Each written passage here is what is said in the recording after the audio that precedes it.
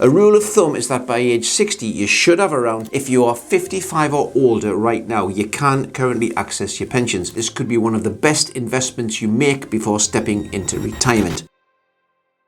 Now, I don't know about you folks, but as I inch closer to 60, I've started thinking seriously about my finances for the years ahead. But here's the thing, what if we've been aiming for the wrong number all along? Knowing how much you actually need in your pension at your desired retirement age can mean the difference between hanging up those work boots or turning up sad for many more Mondays. Most people either underestimate how much they'll need or they don't check in on their progress until it's way too late. And the number isn't a one-size-fits-all either. It depends on some surprisingly overlooked factors. In fact, there's one major cost in your 60s that is almost never talked about, and it could blow a hole in your retirement plan. So let's get into it. How much should you have saved by 60? And what can you do right now if you're a bit behind? Well, at 60, the end could well be finally in sight, and that's exactly when things can suddenly start to feel unnervingly real. Retirement isn't just an idea anymore, it's next, which means one big question suddenly becomes impossible to ignore. Have I got enough? Now, you're not alone if the answer feels unclear or even a little uncomfortable. A lot of people only start crunching the numbers now in their final working years, and honestly, that's not a bad thing anyway. Many people do ramp up their savings at this stage. Maybe it's out of panic, but it is one of the most powerful catch-up periods you've got. But many others also live far more frugally than they would like to because they are worried that they'll either run out or not have a legacy to leave their kids, which for many is still an important goal. A rule of thumb is that by age 60, you should have around 270 grand saved, or the equivalent of 8 times your pre-retirement income. But it's important to recognize as well that averages can be very misleading. What's enough for one person may fall short for another, and it might be far more than somebody else needs. The right target for you will depend on your lifestyle,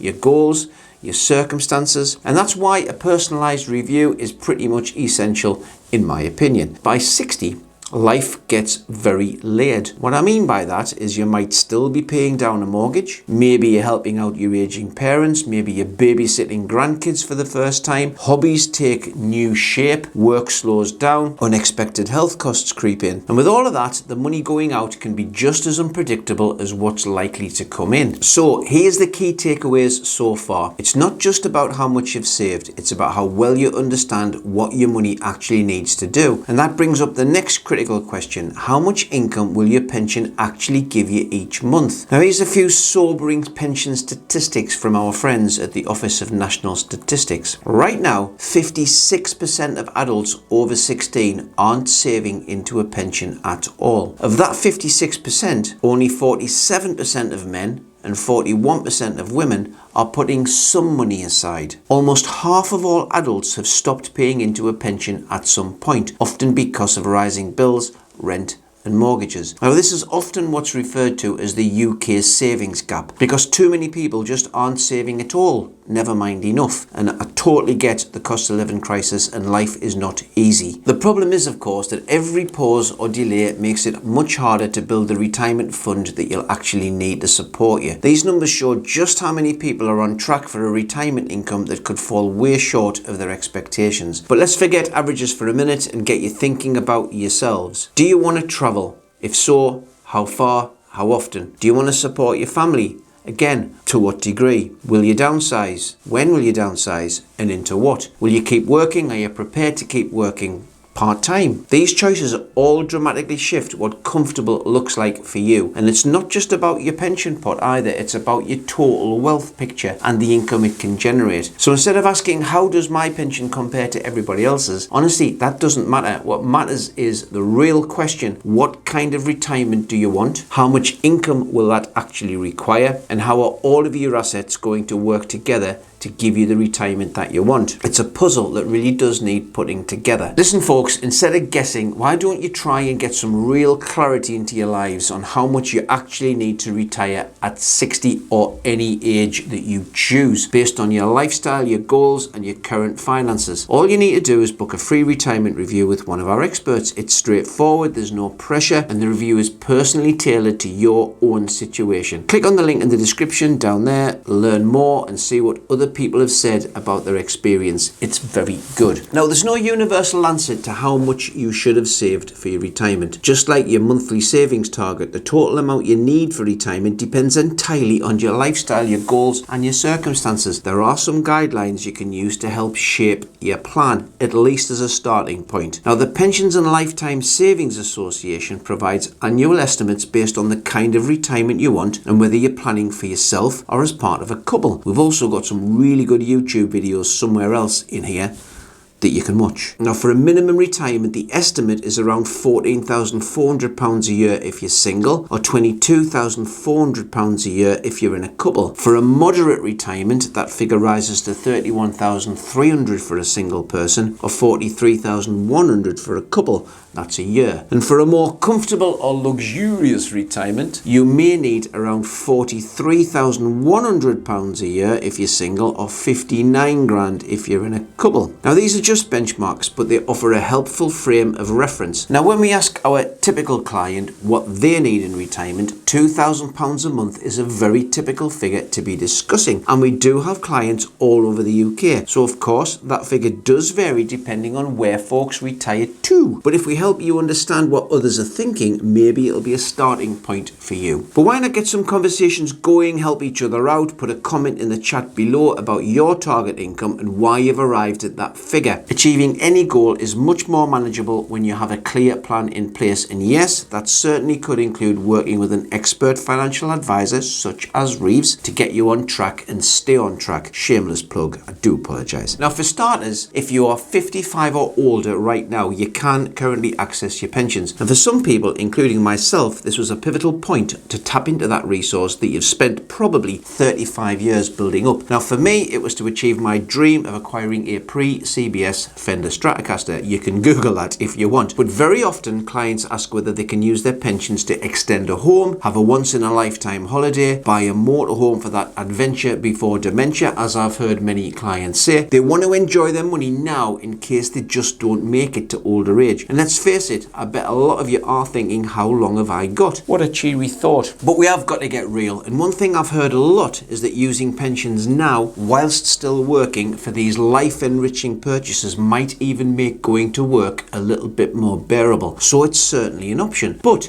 with fewer earning years ahead, it's vital to understand the impact of accessing your tax-free cash now, or using chunks of other savings for that matter, because the focus needs to shift generally from building wealth to protecting and managing wealth carefully and wisely. Okay, let's touch on risk, investment risk to be more precise. If retirement is near, you might feel the urge to move all your money into safe investments, and that word safe is a very interesting one to unpick. Now, whilst this might provide peace of mind in the short term, becoming too conservative generally will almost certainly limit the opportunity to achieve the growth you still need to achieve your goals. A healthy 60-year-old could easily have more than 20 years of life ahead of them, which is plenty of time for investments to weather the short-term ups and downs that the world stock markets will certainly deliver whilst working for you long term. Now, a common strategy that Reeves uses when our clients are close to retirement is to set aside 3 years worth of spending money in a mixture of cash and low-risk investments, both inside and outside of pensions, for example. What this does is create a buffer, so if markets decline suddenly and unexpectedly, and that is the way of the world, you're not forced to sell long-term investments at an unfavorable time. The remainder of your portfolio can stay invested with a focus on long-term growth, in line with your longer-term attitude to investment risk. Now, for example, if a client is taking benefits from a defined benefit scheme, a final salary scheme, generally they're called, and there's some tax-free cash coming from that could either be invested or it could be used for the first few years' income, allowing more of their other wealth to stay invested long term. That is particularly useful if you are retiring at a point where markets are fairly poor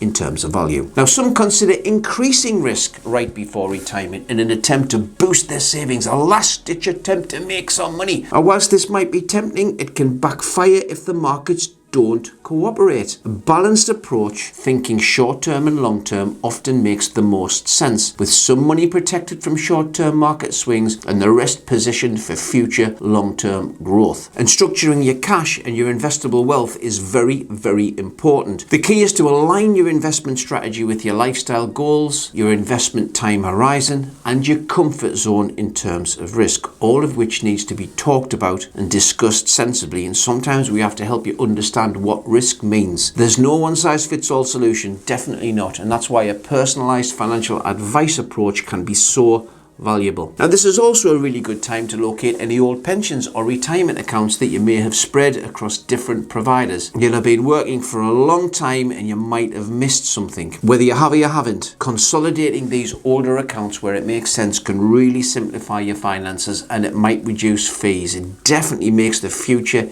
easier to plan. If you're unsure how to bring everything together, why don't you consider a professional pension review or a financial planning session? Our advisors, for example, are all FCA authorized, experienced, and they enjoy talking to people and delivering personal advice tailored to individual circumstances. It's what they get out of bed for. Now, I might even be so bold as to suggest that this could be one of the best investments you make before stepping into retirement. So to sum up, if you're approaching 60 or you're already there and you haven't reviewed your pension and retirement plan recently, now is absolutely the right time to do it. Your pension is one of the most important financial tools that you've got, and understanding exactly where you stand can make all the difference. It's not just about knowing your numbers, folks, it's about relating them to your retirement goals, clarifying your investment strategy, which is very, very important, and ultimately signing off your plan to deliver the income you're going to need safely and tax efficiently, because the less tax you pay, the wealthier you will stay. Now, the closer you get to retirement, the more important it becomes to take control and make informed decisions. If you find gaps or uncertainties, hey, don't worry, there is still time to seek advice. It is never too late to adjust your plan and take steps that can improve your retirement outlook. So why don't you take that first step, review your pensions, get expert advice, and make a plan that works for you. Your future self will thank you, honestly. To give you an even better understanding, I think you'll appreciate watching our next video, where we dive into a real-life case study and answer this question: can you retire